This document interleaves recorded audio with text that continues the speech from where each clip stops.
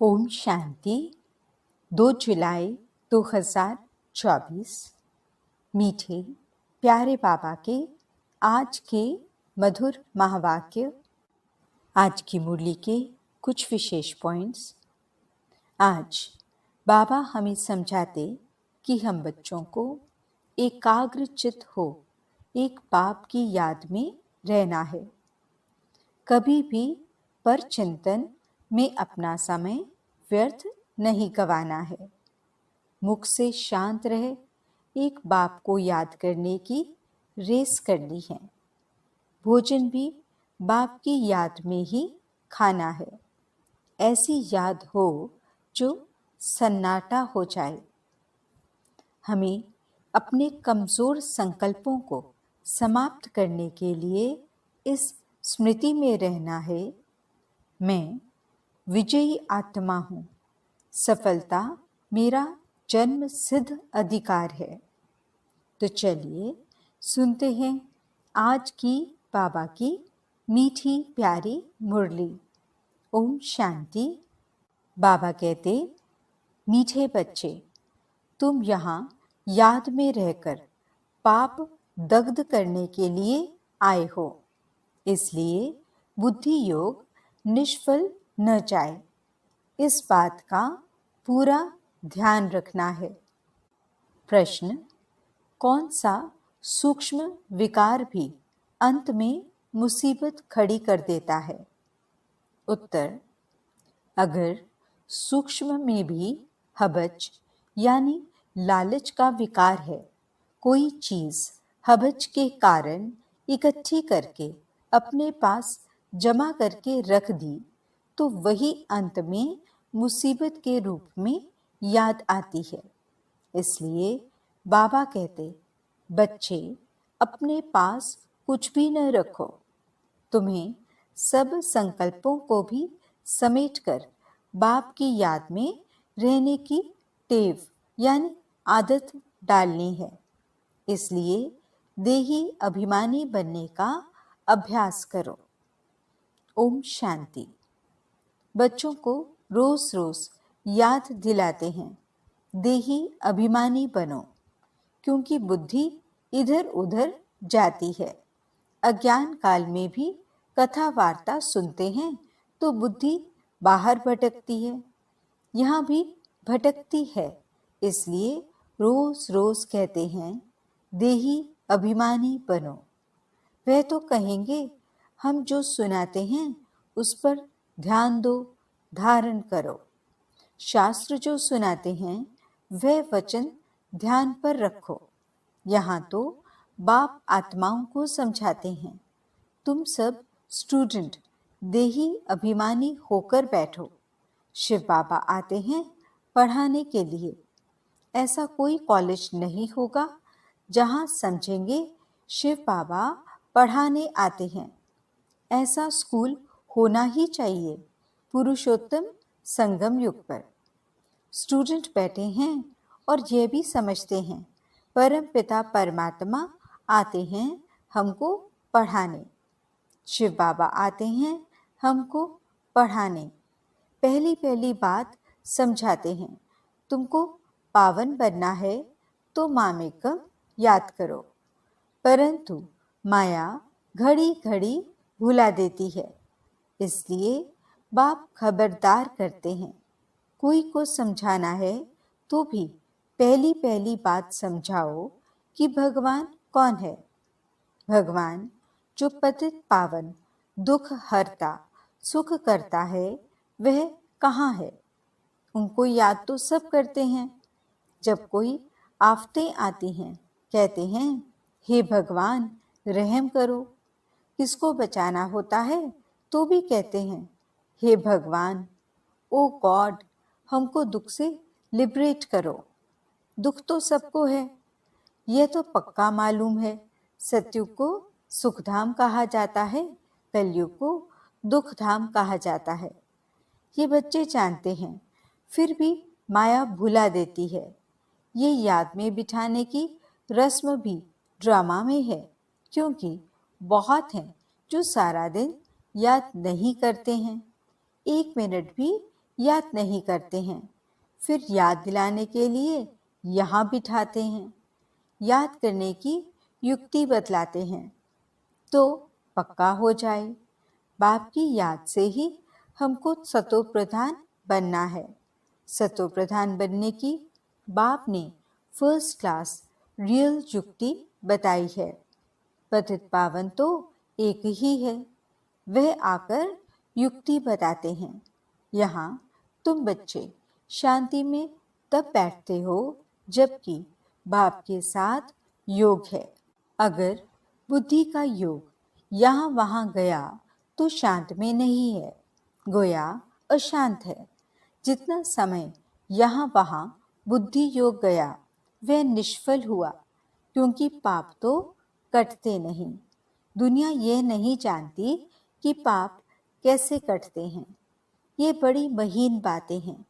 बाप ने कहा है मेरी याद में बैठो, तो जब तक याद की तार जुटी हुई है उतना समय सफलता है।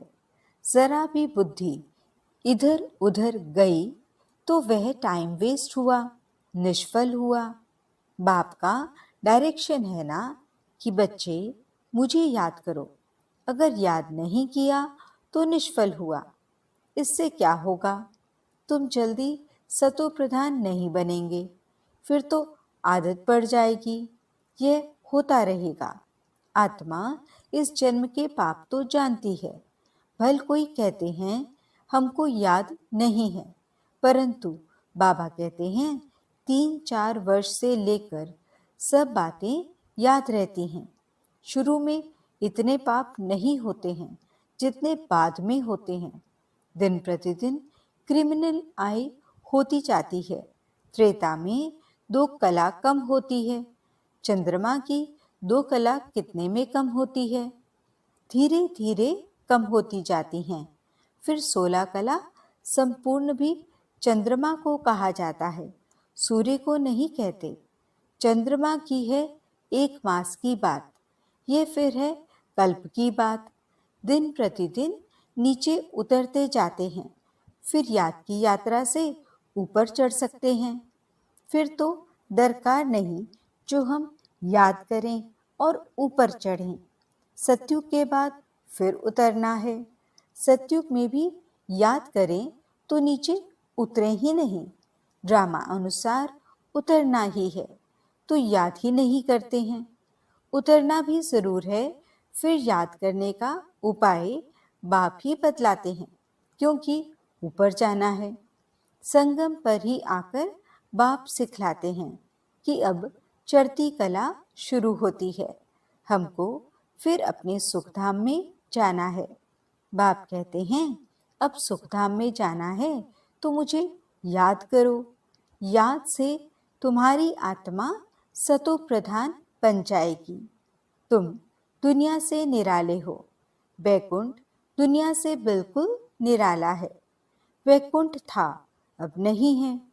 कल्प की आयु लंबी कर देने के कारण भूल गए हैं।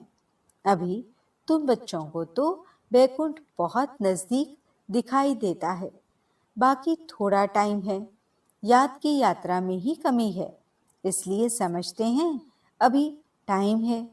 याद की यात्रा जितनी होनी चाहिए उतनी नहीं है। तुम पैगाम पहुंचाते हो ड्रामा के प्लान अनुसार।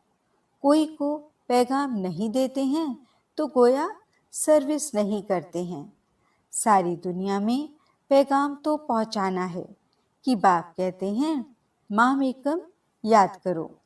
गीता पढ़ने वाले जानते हैं एक ही गीता शास्त्र है जिसमें ये माँ वाक्य हैं, परंतु उसमें श्री कृष्ण भगवानुवाच लिख दिया है तो याद किसको करें? भल शिव की भक्ति करते हैं, परंतु यथार्थ ज्ञान नहीं जो श्रीमत पर चले। इस समय तुमको मिलती है ईश्वरीय मत, इनके पहले थी मानव मत। दोनों में रात दिन का फर्क है। मानव मत कहती है ईश्वर सर्वव्यापी है, ईश्वर की मत कहती है नहीं। बाप कहते हैं मैं आया हूँ स्वर्ग की स्थापना करने, तो जरूर ये नर्क है। यहाँ 5 विकार सब में प्रवेश हैं। विकारी दुनिया है, तब तो मैं आता हूँ निर्विकारी बनाने के लिए। जो ईश्वर के बच्चे बने, उनके पास विकार तो हो नहीं सकते। रावण का चित्र 10 शीश वाला दिखाते हैं। कभी कोई कह न सके कि रावण की सृष्टि निर्विकारी है। तुम जानते हो, अभी रावण राज्य है, सभी में 5 विकार हैं। सतयुग में है राम राज्य, कोई भी विकार नहीं। इस समय मनुष्य कितने दुखी हैं, शरीर को कितने दुख लगते हैं। यह है दुख धाम। सुख धाम में तो शारीरिक दुख भी नहीं होते हैं। यहाँ तो कितनी हॉस्पिटल्स भरी हुई हैं। इनको स्वर्ग कहना भी बड़ी भूल है। तो समझकर औरों को समझाना है।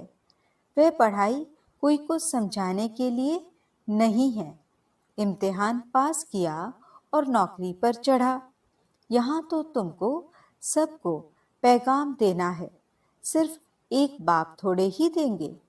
जो बहुत होशियार हैं, उनको टीचर कहा जाता है। कम होशियार हैं तो उनको स्टूडेंट कहा जाता है। तुम्हें सबको पैगाम देना है।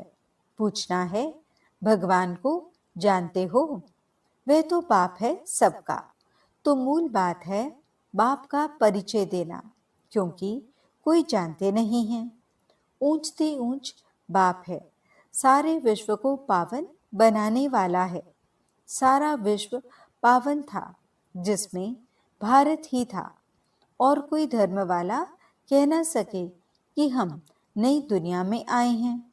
वे तो समझते हैं हमारे से आगे कोई होकर गए हैं। क्राइस्ट भी जरूर कोई में आएगा। उनके आगे जरूर कोई थे। बाप बैठ समझाते हैं, मैं इस ब्रह्मा तन में प्रवेश करता हूँ। ये भी कोई मानते नहीं कि ब्रह्मा के तन में आते हैं। अरे ब्राह्मण तो चाहिए जरूर। ब्राह्मण कहाँ से आएंगे? जरूर ब्रह्मा से ही तो आएंगे ना। अच्छा, ब्रह्मा का बाप कभी सुना? वह है ग्रेट ग्रेट ग्रैंडफादर। उनका साकार फादर कोई नहीं। ब्रह्मा का साकार बाप कौन? कोई बतला न सके। ब्रह्मा तो काया हुआ है, प्रजापिता भी है। जैसे निराकार शिव बाबा कहते हैं, उनका बाप बताओ। फिर साकार प्रजापिता ब्रह्मा का बाप बताओ। शिव बाबा तो एडॉप्ट किया हुआ नहीं है, यह एडॉप्ट किया हुआ है। कहेंगे इनको शिव बाबा ने एडॉप्ट किया, विष्णु को शिव बाबा ने एडॉप्ट किया है, ऐसा नहीं कहेंगे। ये तो तुम जानते हो, ब्रह्मा सो विष्णु बनते हैं, एडॉप्ट तो हुआ नहीं। शंकर के लिए भी बताया है, उनका कोई पार्ट है नहीं। ब्रह्मा सो विष्णु, विष्णु सो ब्रह्मा, ये 84 का चक्र है। शंकर फिर कहाँ से आया? उनकी रचना कहाँ है? बाप की तो रचना है, वह सब आत्माओं का बाप है। और ब्रह्मा की रचना है सब मनुष्य। शंकर की रचना कहाँ है? शंकर से कोई मनुष्य दुनिया नहीं रची जाती। बाप आकर ये सब बातें समझाते हैं। फिर भी बच्चे घड़ी घड़ी भूल जाते हैं। हर एक की बुद्धि नंबरवार है ना। जितनी बुद्धि उतनी टीचर की पढ़ाई धारण कर सकते हैं। यह है बेहद की पढ़ाई। पढ़ाई के अनुसार ही नंबरवार पद पाते हैं। भल पढ़ाई एक ही है मनुष्य से देवता बनने की, परंतु डेनिस्टी बनती है ना। ये भी बुद्धि में आना चाहिए कि हम कौन सा पद पाएंगे। राजा बनना तो मेहनत का काम है। राजाओं के पास दास दासियां भी चाहिए। दास दासियां कौन बनते हैं, ये भी तुम समझ सकते हो। नंबरवार पुरुषार्थ अनुसार हर एक को दासियां मिलती होंगी। तो ऐसा नहीं पढ़ना चाहिए जो जन्म जन्मांतर दास दासी बने। पुरुषार्थ करना है ऊंच बनने का। तो सच्ची शांति बाप की याद में है। जरा भी बुद्धि इधर उधर गई तो टाइम वेस्ट होगा, कमाई कम होगी, सतो प्रधान बन नहीं सकेंगे। ये भी समझाया है कि हाथों से काम करते रहो, दिल से बाप को याद करो। शरीर को तंदुरुस्त रखने के लिए घूमना फिरना ये भी भल करो, परंतु बुद्धि में बाप की याद रहे। अगर साथ में कोई हो तो झरमुई झकमुही नहीं करनी है। यह तो हर एक की दिल गवाही देती है। बाबा समझा देते हैं, ऐसी अवस्था में चक्कर लगाओ। पादरी लोग जाते हैं एकदम शांत में। तुम लोग ज्ञान की बातें सारा समय तो नहीं करेंगे, फिर जबान को शांत में लाकर शिव बाबा की याद में रेस करनी चाहिए। जैसे खाने के समय बाबा कहते हैं, याद में बैठकर खाओ, अपना चाट देखो। बाबा अपना तो बताते हैं कि हम भूल जाते हैं। कोशिश करता हूँ, बाबा को कहता हूँ, बाबा हम पूरा समय याद में रहूँगा। आप हमारी खांसी बंद करो, शुगर कम करो। अपने साथ जो मेहनत करता हूँ वह बताता हूँ, परंतु मैं खुद ही भूल जाता हूँ, तो खांसी कम कैसे होगी। जो बातें बाबा के साथ करता हूँ वे सच सुनाता हूँ। बाबा बच्चों को बता देते हैं, बच्चे बाप को नहीं सुनाते, लज्जा आती है। झाड़ू लगाओ, खाना बनाओ तो भी शिव बाबा की याद में बनाओ तो ताकत आएगी। ये भी युक्ति चाहिए, इसमें तुम्हारा ही कल्याण होगा। फिर तुम याद में बैठेंगे तो औरों को भी कशिश होगी। एक दो को कशिश तो होती है ना। जितना तुम जास्ती याद में रहेंगे उतना सन्नाटा अच्छा हो जाएगा। एक दो का प्रभाव ड्रामा अनुसार पड़ता है। याद की यात्रा तो बहुत कल्याणकारी है, इसमें झूठ बोलने की दरकार नहीं है। सच्चे बाप के बच्चे हैं तो सच्चा होकर चलना है। बच्चों को तो सब कुछ मिलता है, विश्व की बादशाही मिलती है, तो फिर लोभ कर 10-20 साड़ियाँ आदि क्यों इकट्ठी करते हो। अगर बहुत चीज़ें इकट्ठी करते रहेंगे तो मरने समय भी याद आएगी। इसलिए मिसाल देते हैं कि स्त्री ने उनको कहा, लाठी भी छोड़ दो, नहीं तो ये भी याद आएगी। कुछ भी याद नहीं रहना चाहिए, नहीं तो अपने लिए ही मुसीबत लाते हैं। झूठ बोलने से 100 गुना पाप चढ़ जाता है। शिव बाबा का भंडारा सदैव भरा रहता है, जास्ती रखने की भी दरकार क्या है। जिसकी चोरी हो जाती है तो सब कुछ दिया जाता है।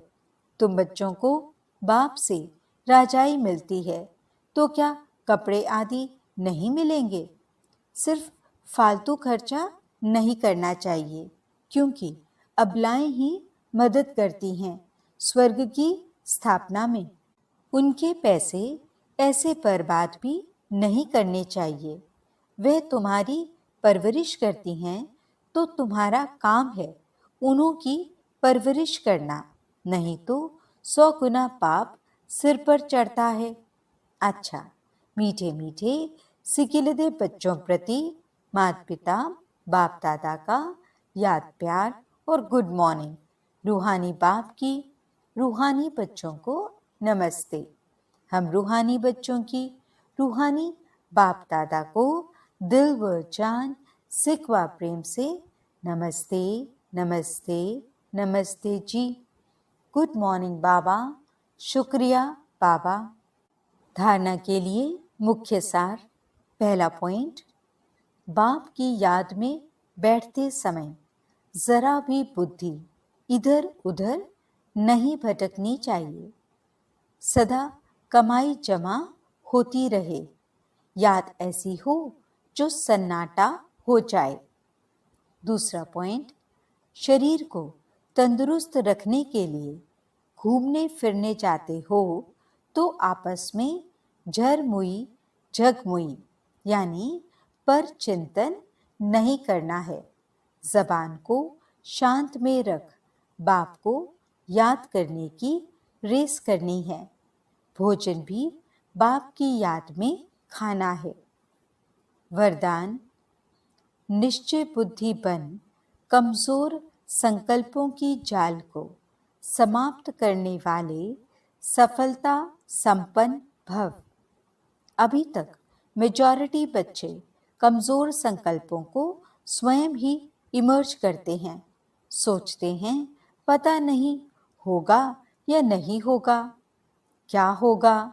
ये कमजोर संकल्प ही दीवार बन जाते हैं और सफलता उस दीवार के अंदर छिप जाती है।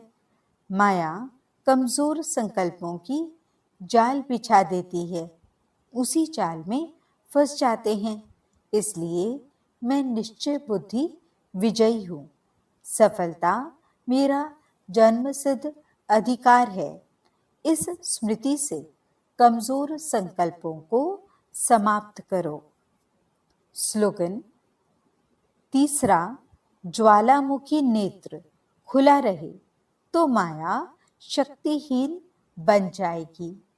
ओम शांति।